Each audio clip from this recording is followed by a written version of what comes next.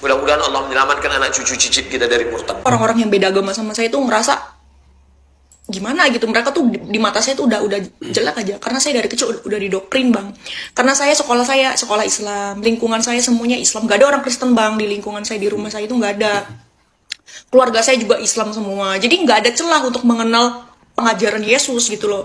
Haleluya, haleluya. Assalamualaikum warahmatullahi wabarakatuh. Salam Aki. Aku kabarkan Injil keselamatan.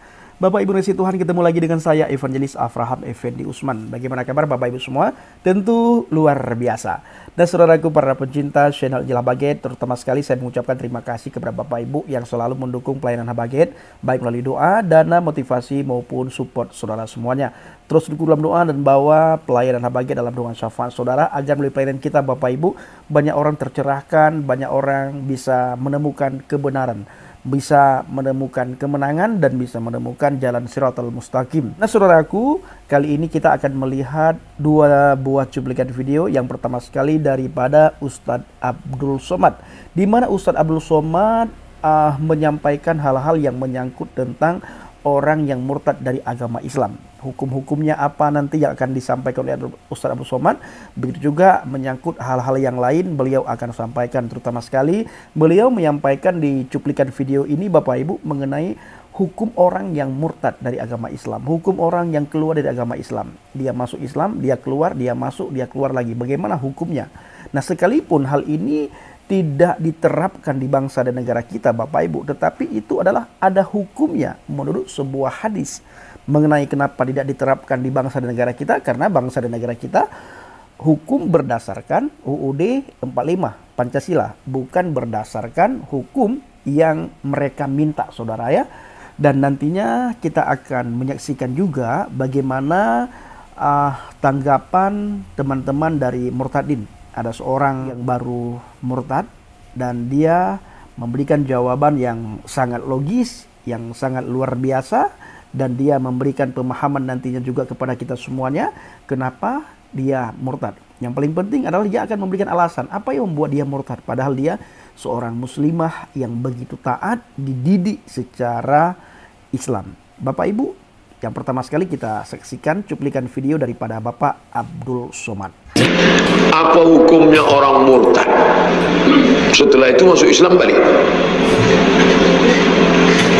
Nalladzina amanu beriman, summa kafaru murtad, summa amanu masuk Islam balik, summa kafaru murtad balik, summa murtad balik, summa zdadu kufran masih boleh.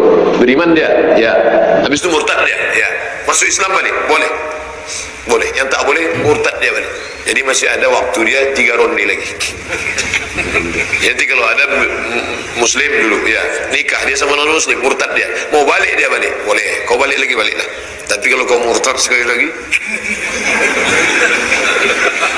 la yahillu damu mri'in muslim illa bi ihda salas. Tidak halal darah seorang muslim kecuali melakukan 3. Pertama, an-nafsu bin nafsi, pembunuh. Orang yang membunuh dalam Islam dipancung kepalanya. Yang kedua, as-sayyibuz zani, sudah menikah berzina, dimasukkan ke dalam tanah setengah badannya, lempar batu sampai mati. Yang ketiga, at-tariku lidinihi al-mufariqu lil jamaah, murtad. Mudah-mudahan Allah menyelamatkan anak cucu cicit kita dari murtad. Nah, saudaraku yang dikasih Tuhan, para pencinta channel Injil Habaget, bagaimana tanggapan Bapak Ibu setelah melihat cuplikan video yang disampaikan oleh Ustadz Abdul Somad? Hal ini Bapak Ibu pernah juga disampaikan, diungkapkan, diceritakan oleh Bapak Buya Syakur Yasin. Bapak Buya Syakur Yasin berkata, orang yang sudah masuk agama Islam itu sangat sulit untuk keluar, ya, sangat sulit untuk keluar. Makanya dibuatlah hukum bla bla bla bla bla bla bla bla. Memang hukum itu tidak diterapkan sebagaimana saya katakan tadi, tidak diterapkan di bangsa dan negara kita, karena bangsa dan negara kita hukumnya sudah tertulis semuanya di Undang-Undang Dasar 45 Pancasila. Nah Bapak Ibu, selanjutnya kita akan menyaksikan bagaimana cuplikan video seorang muslimah yang baru saja murtad, keluar dari agama Islam. Dulunya muslimah tersebut Bapak Ibu dididik dengan begitu taat, begitu ketat secara Islam. Bahkan dia sangat membenci akan kekristenan. Dan itu sudah didoktrin, ini pengakuan daripada muslimah tersebut. Suatu hari dia berdebat dengan temannya, bisa dikatakan termasuk dia menghina, dan termasuk dia ketika dia ketahui bahwa temannya itu Kristen, dia sangat tidak senang.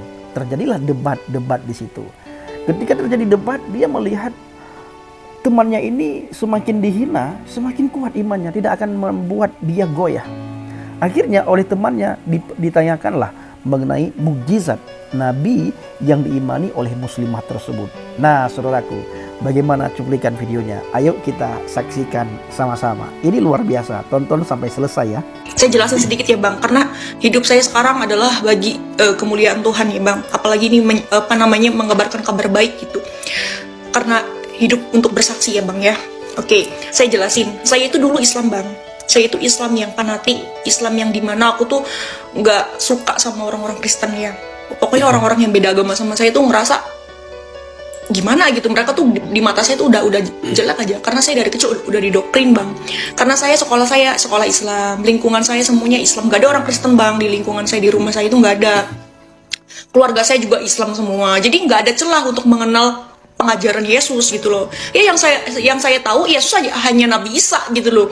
Dan ada kesempatan di mana saya punya teman Kristen Bang. Saya nggak tahu kalau dia itu orang Kristen. Nah setelah saya tahu dia orang Kristen, saya tuh marah-marah gitu. Udah kamu nggak usah berteman sama saya lagi. Aku udah nggak mau berteman sama orang kafir gitu. Dan hati saya itu optimis. Pokoknya saya harus bisa menjadikan dia itu orang Islam. Nah itu dan dimana saya itu sering menyerang keimanan dia, tapi dia tuh kuat banget sama iman dia. Saya tuh mikir, kok orang Kristen itu imannya kuat-kuat ya, padahal agama Kristen kan sering dihina, gereja dibakar, sering dimusuhin, dikapir-kapirin, tapi kok kuat gitu loh. Saya berpikir apa sih yang menguatkan dia tuh apa gitu loh ya.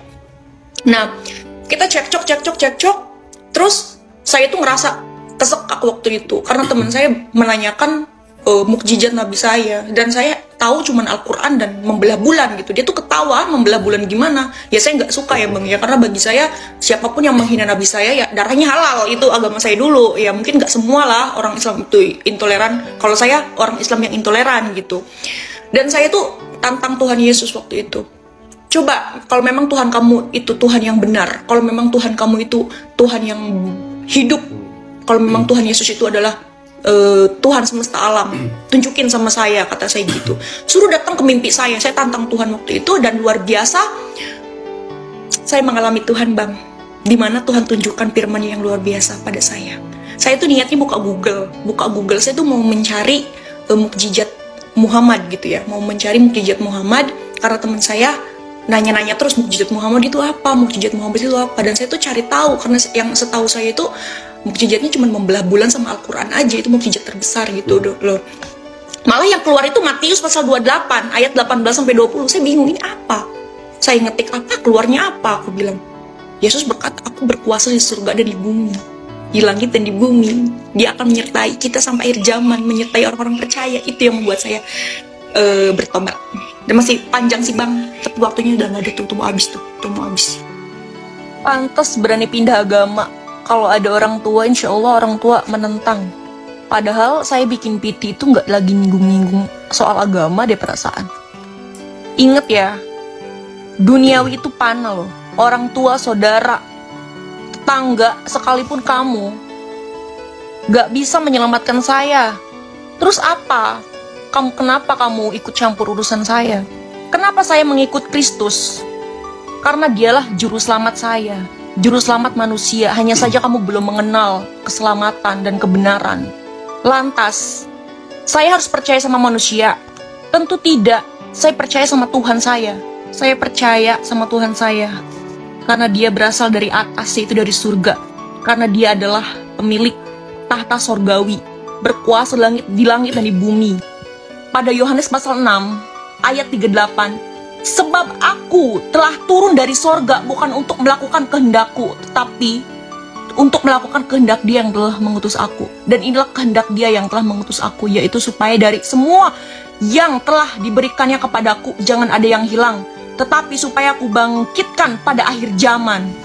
Sebab inilah kehendak Bapakku, yaitu supaya setiap orang yang melihat anak dan yang percaya kepadanya beroleh hidup yang kekal. supaya aku membangkitkannya pada akhir zaman. Di akhir zaman, Yesus itu akan membangkitkan semua manusia, paham kamu? Dan asal kamu tahu, Yesus adalah juru selamat manusia dan dia adalah hakim yang adil. Dia adalah firman Allah.